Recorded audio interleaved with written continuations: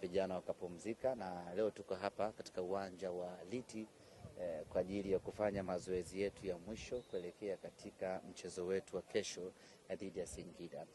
Wachezaji wetu wapo katika hali nzuri, tunamshukuru Mwenyezi Mungu, na taarifa njema ni kwamba urejeo wa mlinda mlango Jibril Kasali Tanja ambaye aliumia katika mchezo dhidi ya Kagera Sugar na akakosekana mchezo dhidi ya Pamba, na jana akarejea uwanjani kufanya mazoezi, na hii leo kama ambavyo mmemshuhudia ameendelea tena na programu ya mazoezi, japo bado ukimwangalia hajakuwa na ule utimamu wa 100%, lakini yako matumaini makubwa ya kuwa sehemu ya mchezo katika mchezo wetu wa kesho dhidi ya Singida.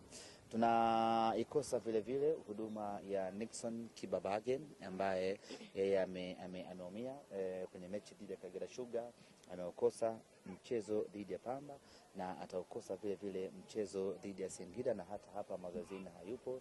Wengine waliobaki ni 50-50.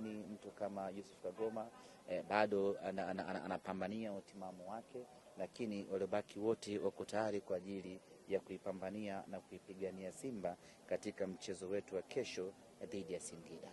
Semaji, kutokana na hali ilivyo hapo ilivyotueleza kikosi, baadhi ya wachezaji ni majeruhi, lakini pia kuna kadi ambazo tayari timu imeshapokea kutokana na makosa ya wachezaji viwanjani. Pengine kuna pressure yoyote katika kuiendea mechi kutokana na mtiririko wa matukio hayo? Pressure hakuna, kwa sababu tunamkosa Duchu ambaye ana kadi nyekundu. Tunamkosa vile vile Ibrahim Jabbar ambaye ana kadi nyekundu.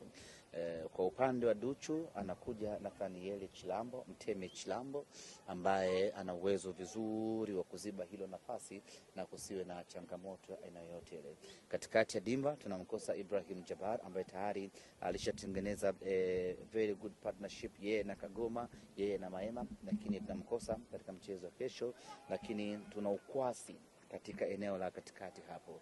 Bado tuna Kevin Nation, bado tuna Charles Mfuko Daudi, bado tuna Ino Loemba kwenye eneo la katikati hilo. Kwa hiyo hakutokuwa na mtikisiko mkubwa sana, kwa sababu waliopo wana uwezo mkubwa wa kuziba hiyo nafasi na kufanya kazi yao ipasavyo. Msisitizo wetu kwa wachezaji ni kuepuka makosa ambayo yanaweza yakapelekea kupata kadi ya njano ama kadi nyekundu.